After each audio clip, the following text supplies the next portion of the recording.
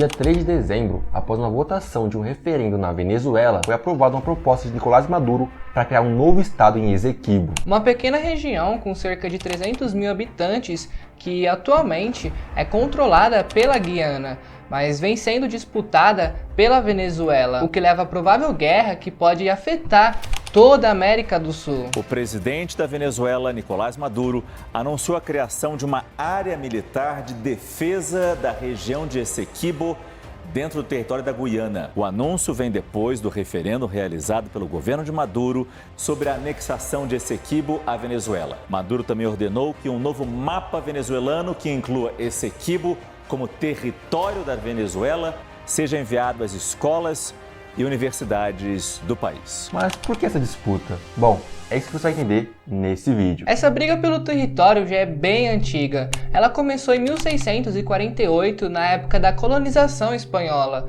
onde a disputa entre espanhóis e franceses. Porém, foi só em 1810, quando a Venezuela declarou independência da Espanha, que toda essa briga começou. Isso porque o Essequibo fazia parte da Capitania Geral da Venezuela, que era o local comandado pela Espanha. E quando o país passou a ser um país independente, esse local continuou sob domínio da Venezuela, então ele passou a ser um território dentro do país. Porém, em 1814, em plena guerra de independência, os britânicos tomaram posse das colônias de Demerara, Berbice e Essequibo, que pertenciam à Holanda. Com isso, os holandeses e os britânicos fizeram um acordo que definia a fronteira com o Suriname, mas que não definia a fronteira com o outro lado, que era o lado da Venezuela. E assim, em 1831, surgiu a chamada Guiana Inglesa, território a leste do rio Essequibo. Mas em 1835, alguns anos depois, o governo britânico começou a delimitar as fronteiras, a querer novos lugares, e é por isso que eles reivindicaram Essequibo. Mas obviamente a Venezuela não ia ceder, por isso em 1840 a Venezuela denunciou o Império Britânico,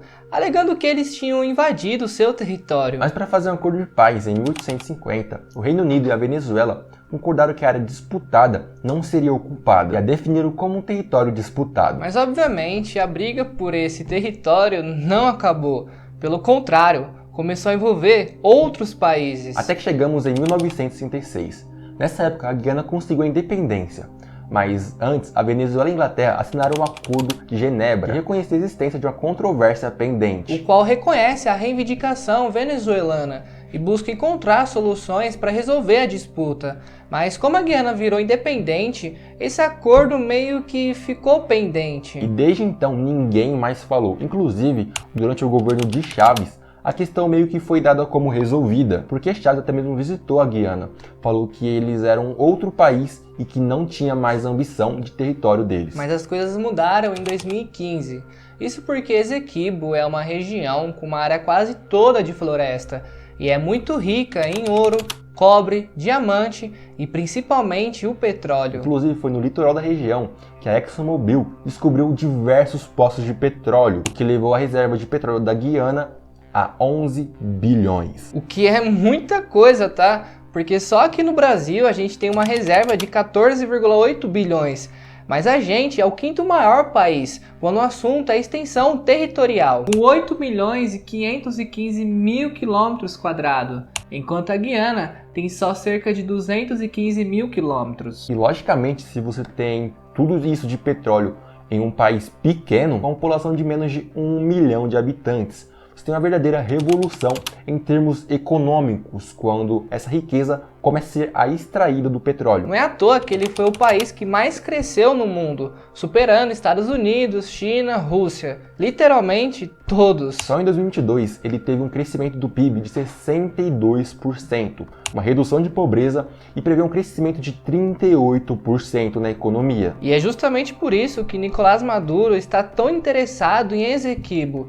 Ele aproveitou todo o contexto histórico para tentar pegar de volta a região. Por isso que em 2018, depois de muito tempo, a disputa chegou na Corte Internacional de Justiça da ONU. O advogado da Guiana falou que o objetivo da Venezuela nesse momento é conseguir apoio popular para uma decisão que já foi tomada, que no caso é tomar o território para si. E eles não se importam de começar uma guerra. Mas, antes de falar sobre isso, deixa seu like aqui, também se inscreve aqui no canal, também deixa o seu sininho ativado para sempre receber vídeos como esse. Agora, no dia 1, a Corte de Haia, responsável por resolver conflitos de controvérsias que existem entre países, decidiu que a Venezuela não pode tentar tomar Essequibo. E caso isso aconteça, a Corte já declarou que vai ser um crime de guerra, que vai ser um crime contra toda a humanidade e tudo mais. Só que aí que tá, essa decisão ela não tem um peso, é algo mais simbólico, tipo aquele seu amigo que fala, não faz isso aí não, viu, mas se fizer também não vai acontecer nada.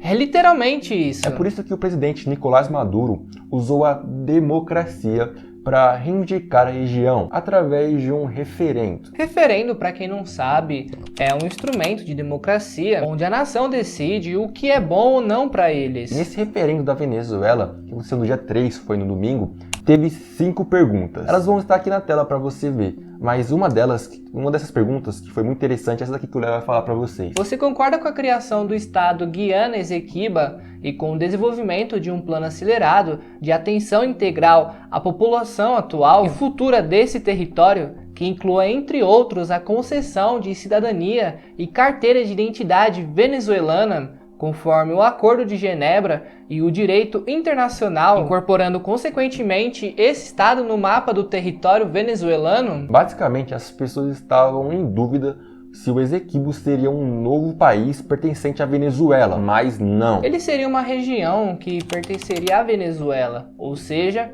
as pessoas seriam venezuelanas também. E com isso foi feita a votação e o resultado foi positivo. Na verdade, foi muito positivo. 95% das pessoas votaram a favor das ideias de Maduro. Mas membros da oposição apontaram que vários fatores indicaram para que o resultado fosse dessa forma e que não reflete de fato a opinião geral da população. Os argumentos são o baixo comparecimento das pessoas, já que 10 milhões dos 20 milhões de eleitores na Venezuela votaram. Então, fazendo uma conta básica, 10 milhões de pessoas não votaram. Fora que a oposição ainda alega que tudo isso é apenas uma cortina para as eleições de 2024, o que é uma completa verdade.